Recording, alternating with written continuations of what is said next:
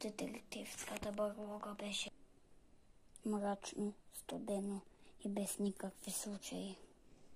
А най-лошото беше, че с моят партньор Лиско и Сункер не сме решавали случаи от дни. Или бяха минути. Както и да е. Вярно е. Аз съм свидетел, че нямаме никакви случаи. Дори наши свидетели казаха, че са решили случаите съвсем сами. Да, вярно е. Наистина решихме случаите сами. Съвсем сами? Да, не остава нищо за решаване от вас. О, стига си се хилил. Най-после се появиха свидетели. Тази котка каза, че майка й не е давала нищо за ядене. Малко е тъмно навън, затова котката не се ядва. Свидетели още бяха и тези домати. Казаха, че никой не ги е ял, защото са били ужасни. Честно, аз не знам какво значи, че искат да ги изядат. Но ще решим всичките случаи. Помощ! Помощ! Обраха ни бандата! Тогава ние идваме на помощ. Не знам защо той реши да се кръсти Лиско, когато е мравояд. Но аз съм Радушева. О, помощ, помощ!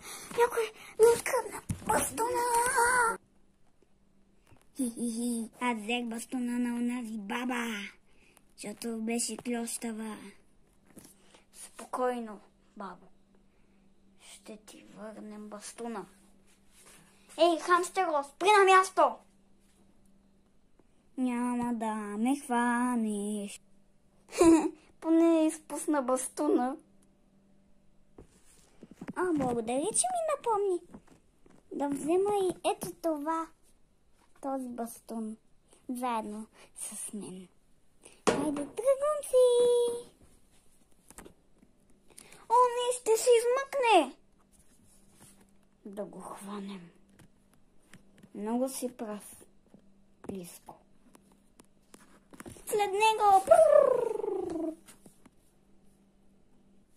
Хванахме те. Сега си наш. О, какво стана? Заболя ме. О, Лиско, изкара ми акъла.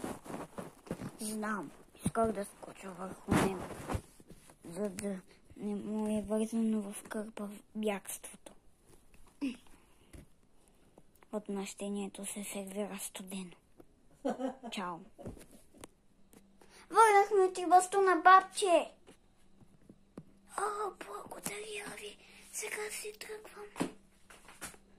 О, в грезната посока.